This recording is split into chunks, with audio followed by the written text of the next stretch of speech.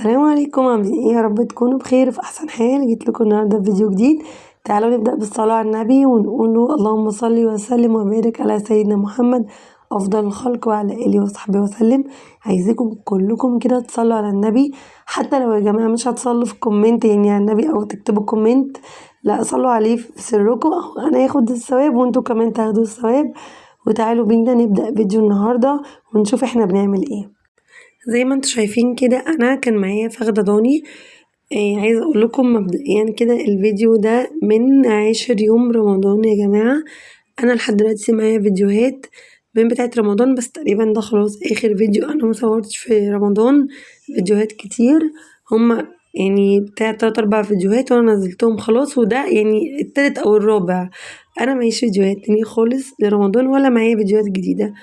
فتعالوا نشوف بقى انا كنت بعمل ايه. دي كانت عزومة عندي في البيت يعني، وكانت مطلوبة ان هي تبقى فخدة ضاني وكمان معاها رز احمر مش رز بسمتي. هتشوفوا دلوقتي معايا ايه هو الرز الاحمر اللي انا بتكلم عنه ده. وتعالوا بقى نعمل ايه، نعمل احلى واطعم تتبيلة ممكن تعمليها للفخدة الضاني. تحفة بجد تحفة بجد، وجربوها على ضمانتي صدقوني يعني هتعجبكم جدا ان شاء الله باذن الله. اول حاجه هتشوفوها معايا في الفخده بتاعتي كده ان انا منغزاها وقطعاها بالسكينه من كل ناحيه. تقريبا كده انا واصله للعظم بالسكينه اللي معايا. يعني انت تجيبي سكينه حاميه وتفضلي تنغزي كده بالسكينه وتقطعي تشرحي خالص الفخده، علشان خاطر اول سبب هو ايه، هو ان التتبيله توصل للحم من جوه. ولازم تتبلي الفخده دي او اي حاجه يا جماعه تتشوي بقى تدخل فرن، لازم وتبقى يعني دي حاجه بصراحه بتكون حلوه جدا ان هي تبات ليله كامله في التلاجة علشان خاطر تتشبع من التتبيله. تعالوا سريعا نشوف التتبيله بتاعتي ايه. طماطم، توم، بصل، اللهم صل على النبي، فلفل اخضر. دي كده الحاجات لسه مش التوابل، ده كده الخضار. فلفل اخضر، توم، بصل، طماطم، وكمان ما تنسيش تحطي ورق لورا لان الحاجات دي كلها تتضرب في الكبة. ومعايا كمان علبتين من الزبادي. تعالوا بقى نشوفوا البهارات بتاعتنا هتكون ايه. اول حاجه صويا صوص بيدي لون حلو جدا للحمه. اذا كانت بقى اللحمه دي هتعمليها مثلا تشوحيها على النار، هتعمليها مثلا زي ما انا بعملها كده، اي نوع لحمه انتي ممكن تحمريه تعمليه ببصل. الصويا صوص بيديله صراحة يعني طعم كده وبيديله لون حلو جدا. ما عندكيش صويا صوص عادي جدا مش هتفرق خالص، ولا يعني عادي خالص الموجودة عندك في البيت اعملي بيه، وكله بيبقى في الآخر حلو طبعا الحمد لله يعني. ربنا يحسن ما بين ايدينا. بهاراتنا ايه بقى؟ طبعا رشة جوز الطيب هنا. تمام. طبعا عايزة تضيفيه مش عايزة براحتك، بس يا جماعة خليكوا كده واخدينها قاعدة ان اللحمة الجوز الطيب ده بيديها نكهة حلوة جدا بجد والله. انا بحب جوز الطيب قوي. ومعايا كمان فلفل اسود، معايا بهارات لحمة، معايا ملح، معايا ما بحطش كمون بصراحة. انا مش الكمون ما بستخدموش على اكلات كتير قوي، لان هو الكمون انا بحسه ان هو يخص السمك والمحشي فقط بصراحة يعني. تمام كده. ومعايا كمان ممكن لو عايزة تحطي شطة، لو عايزاها سبايسي حطي بابريكا، بس انا محطتش. ايه تاني، كل البهارات اللي عندك ومتاحة عندك تقدري تحطيها. حطي بكمية طول ما الفخدة عندك كبيرة كده، او مثلا قطعة اللحمة اللي انت هتدخليها الفرن تكون كبيرة. وهنا كمان حطيت ايه، علبتين الزبادي، معايا ربع كوباية من الزيت، ربع كوباية من الخل، معلقتين من العسل الابيض. عندك مش عندك خلاص برضو مش مشكلة، ممكن تستبدليه بالسكر. هتحطي معلقة سكر هرمية كده، واسمعي كلامي مش هيسكر خالص، لا ده هيساعد بس على ان اللحم يستوي لانك انتي هتدخليها الفرن. عايزة اقول لكم ان الفخدة دي اخدت معايا بالظبط، احنا كنا في رمضان، انا حطيتها الساعة 3 او 3:30 مش متذكرة بصراحة. طلعتها على الفطار فوري كده، يعني انا طلعتها من الفرن وبعدين دخلتها على طول يعني من الفرن على طول على الصينية اللي احنا كنا هناكل فيها. تمام كده. التتبيلة دي على ضمانتي حلوة جدا. وكمان ما تنسيش مرقة الدجاج لو مش حابة او انتي ما بتحبيش مرقة الدجاج عادي، او مرقة اللحمة يعني مقصودة، يعني مرقة اللحمة بس انا بسميها كلها مرقة دجاج. تمام، هتضيفيها مش عندك انتي بتحبيها ومش عندك عادي برضو. ضيفي الملح عادي، مفيش حاجة اسمها تأخر السوا، لأ ضيفي الملح عادي.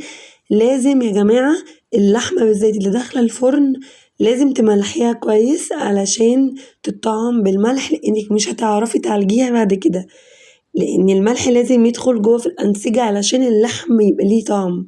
فاهمين؟ وده طبعا للناس اللي بتحب طعم الملح باين في الأكل، لكن في ناس بتحب اللحمة طعمها ضلع يعني. بصوا انا عمالة هنا اهزر مع غزولة في الكاميرا، طبعا انتوا شايفين شكلي كان مراهق ازاي. اسفة كمان على صوتي لان انا صوتي تعبان وعندي برد، فالحمد لله. بصوا زي ما انتوا شايفين كده انا بعمل مساج للفخدة اللي معايا، بحاول ان انا ادخل التتبيلة في كل حتة من اللحمة.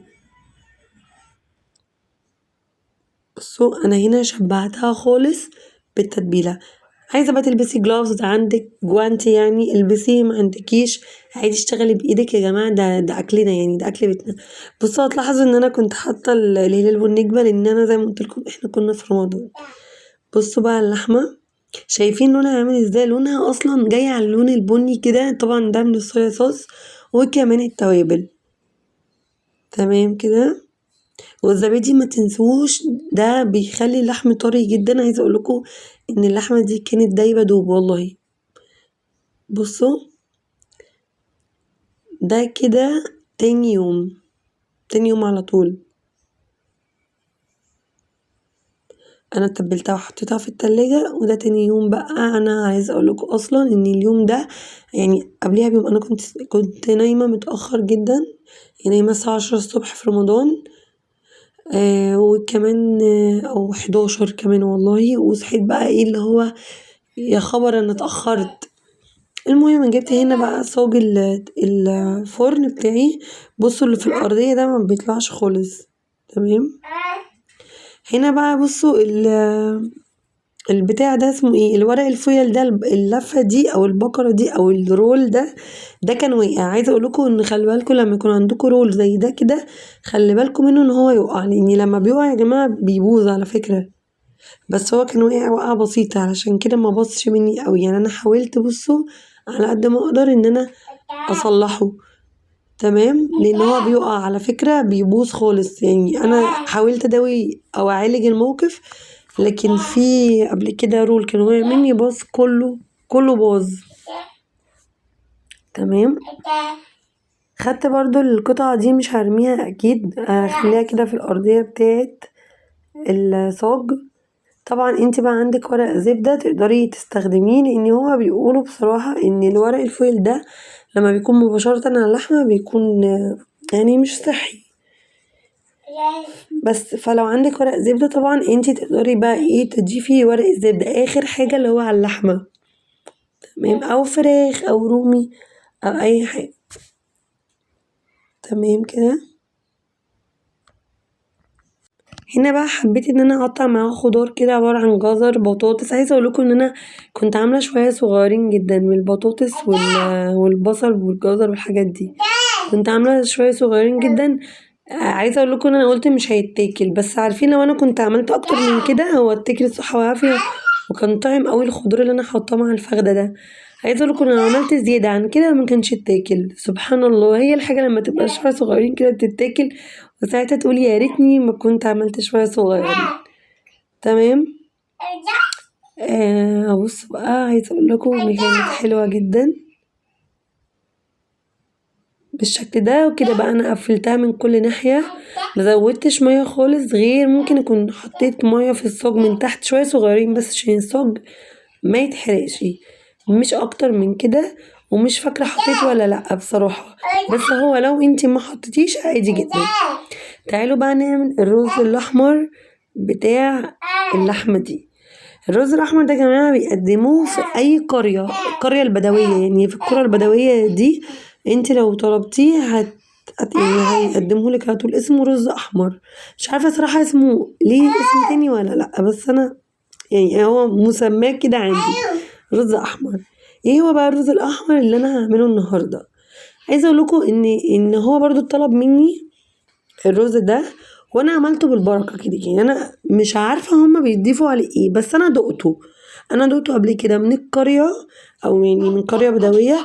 كان طعمه يعني بصراحه، انتوا عارفين حاجه بره يا جماعه، انا عن نفسي كواحده من الناس ما بحبش اكل بره بصراحه، عشان ما نكدبش على بعض. يعني لما انا عملت اللي انا عملته ده حسيت لا، ايه ده، في فرق كبير جدا جدا. طبعا الاكل بتاع البيت دايما بيكون طعم فاهمين الفكره فين؟ بيكون ليه طعم كده. المهم تعالى ندخل على الوصفه بس عشان ما نتوهش من بعض، وشوف انا عملت ايه. جبت بصلايه كبيره شوحتها، ويا ريت يكون بصل ابيض. تمام، شوحتها وبعدين خليتها يدوبك تاخد اللون البامبي، وحطيت كيس صلصه من عندي، وعملت ايه، ورحت اللهم صل على النبي. معلش بس جاتلي مسج فكنت بشوفها. هنا كيس الصلصة ده حطيت بقى ايه، شوية فلفل اسمر. تمام، انا بص هرجع معاكم كل اللي انا نسيته والله. شوية كزبرة ناشفة، وايه تاني هنشوف دلوقتي مع بعض، والملح اهو. بقول لكم من رمضان يعني ناسية والله حطيت بهارات ايه. دي كانت قرفة. طبعا اي مكون من ده انتي مش بتحبيه تقدري تستغني عنه عادي جدا. ايه تاني، دي بهارات لحمة. يعني يعتبر انا استخدمت البهارات اللي انا حطوها على الفخدة، ما عدا جوز الطيب طبعا. تمام كده. ودي مرقة الدجاج. انا يا جماعة بحب مرقة اللحمة بقى. بصوا هقول لكم تاني، انا بقول على المرقة اذا كانت لحمة مرقة خضار بقول عليها مرقة دجاج. فالمرقة دي انا بحبها صراحة في كل الاكل. يعني انتي برضو مش حباها عادي يعني. تمام، كل بقى المكونات دي كده تغلي مع بعض. غلت طبعا وخدت غلوة، وبعدين ضفت ايه، ضفت الرز عليه وبس كده ياخد الغلوة بتاعته. رز مصري على فكرة، ده مش رز بسمتي، رز مصري. هياخد بقى غلوة على النار، بعدين هوطي النار عليه. ودي كانت اللحمة كده كانت خلاص قربت دخلت على السوا. شايفين بقى لونها تحفة تحفة بجد. بصوا بقى الجمال. بصوا انا هنا كنت بشوف السوا بتاعها. خلاص كده انا كنت خرجتها بقى. بصوا انا يعني التصوير هنا ظالمها شويه، لاني مش انا طبعا اللي كنت بصور، فاهمين؟ بس فده الرز. بصوا هو كان سخن نار مفرفر، وكان طعم جدا جدا بصراحه، كان حلو قوي. ممكن بقى تحطي معاه فصوص توم، لكن مش توم مفروم، لان التوم المفروم ده هيبقى رز كده احنا بنعمله جنب السمك. الرز احمر تاني برضو كده احنا بنعمله، بس ده وصلصته بتبقى اكتر، بس بنحط له توم وفلفل. ده بيكون كده برضو طريقة الرز دي بنعملها جنب السمك. لكن هنا بقى تقدري تستغني عن التوم المفروم، يعني ما ينفعش تحطي توم مفروم وتحطي فصوص توم برضو، هتبقى تست حلوة قوي. بس كده. عايزه اقول لكم ان انا كنت بقى مستعجله قوي، وكان نفسي صراحه، انا كنت مطلعه سمبوسه كنت هعملها، وبصراحه الوقت يعني ايه ما اسعفنيش خالص، مع اني كنت يعني يعتبر ما عملتش حاجات كتير. بس انا في حاجات يا جماعه ورا الكاميرا احنا بنعملها. يعني هنا كنت روقت البيت ومسحت الارض، بس لو هما ما كانوش ناس غرب يعني. ده كان يعني حماية وحماتي واخو جوزي، يعني مش ناس غرب، فاهمين؟ بس هنا بقى جيت اعمل حلو. ايه هو الحلو؟ انا هنا كنت عايزه اعمل جلاش بالقشطه الكدابه. ايه هي القشطه الكدابه؟ معاكي نص لبن، ومعاكي 3 معالق نشا، ماشي، ومعاكي ايه يا زوزو، معلقه سكر، معلقتين سكر عادي. تمام، وايه تاني، هفضل بقى ادوبهم كده على البارد طبعا. تمام كده. بعدين هاجي على النار. هنا بقى كنت بعمل الشربات عبارة عن 3 كوبايات من المية، كوبايتين سكر. تمام، او كوباية ونص سكر لو انتي ما بتحبوش حلو قوي. وهنا بقى تفضلي تقلبي كده، تقلبي لحد ما تشوفي القوام بتاعه ايه اللي انتي حباه. ما تضيفيش فانيليا خالص على القشطه الكدابه، علشان هتاخدك مثلا في حته الكاستر اللي هو الاصفر ده، عارفينه. بس وهنا كنت بسيح سمنه بلدي، يعني هي كانت متسيحه يعني عشان كنت مخرجاها من التلاجة. فانا كنت عايزاها سايحه علشان خاطر بس اشرب بيها الجلاش. تمام. وايدي طبعا على القشطه علشان خاطر ما تكلكعش، ان هي فيها نشا. بس يا غزل، كخي كده، هاتي شاطره هاتي يا مجرمه.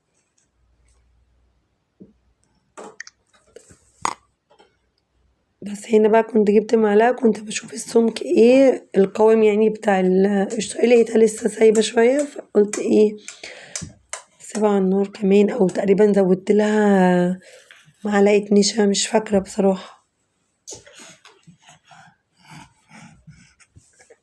تمام كده. وهنا زي ما انتوا شايفين الشربات اهو على النار. بصوا ايه ده، كخ ده زوزو. هنا زودت لها معلقه نشا زي ما قلت لكم. كخ كده. ايه اللي انتي بتعمليه ده بس؟ خدي يلا اقعدي اتفرجي. خلاص كده. بصوا بقى معايا هنا علبة قشطة، دي اسمها بوك بس يا بنتي، بوك تقريبا، بوك. طبعا بضيفها بقى على بصوا بقى بتديها تست حلوة قوي يعني. بصوا بتبقى طعمها قشطة بجد والله. بضيفها على المهلبية بتاعتي، دي مهلبية. لما تضيف عليها بقى القشطة، علبة القشطة دي بتبقى تحفة جدا بصراحة. كمان تقدري تستخدميها في الكنافة برضو، بتبقى تحفة بصراحة. يا جماعة أنا رمضان اللي فات ده ما كانش يعني الحمد لله على كل حال، بس ما كانش لطيف يعني معايا، لاني مريت بيه بحاجات يعني كتير قوي وحشة بصراحة يعني. الحمد لله على كل حال، بس هو ما كانش يعني. بصوا انا رمضان ده بستناه بجد من سنة لسنة، انا من الناس اللي بتعشق حاجة اسمها رمضان والله. بس رمضان اللي فات ده ما كانش لطيف ابدا معايا والله حرفيا.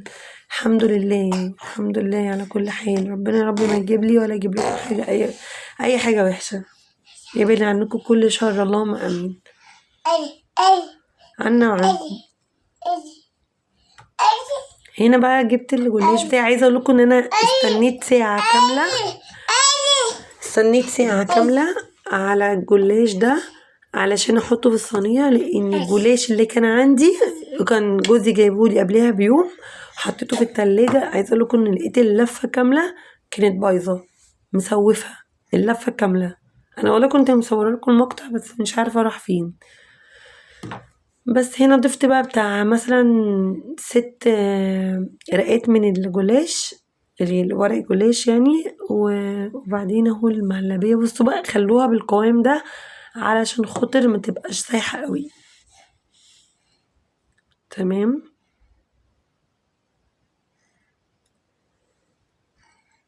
بس وهنا هضيف بقى النص التاني من الجلاش. عايزه اقول لكم ان ارخم مرحلة أنا بوصل لها في صينية الجلاش هي مرحلة التقطيع، بالذات بقى لو السكينة بتاعتك باردة بصراحة يعني، لأني بتكون الجلاش بيتقطع، فاهمين.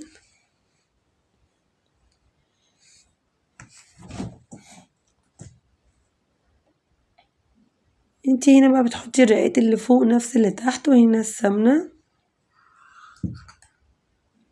البلدي طبعا بتودي يعني أي أكل في حتة تانية بصراحة، بالذات الحلويات دي سمنة بلدي، ولازم تشبعيها كده كلها علشان خاطر تديكي تست حلو. دي بقى ارخم مرحلة انا بكرهها بصراحة يعني، وهي المرحلة بتاعة تقطيع الجلاش، اذا كان بقى حلو او حادق.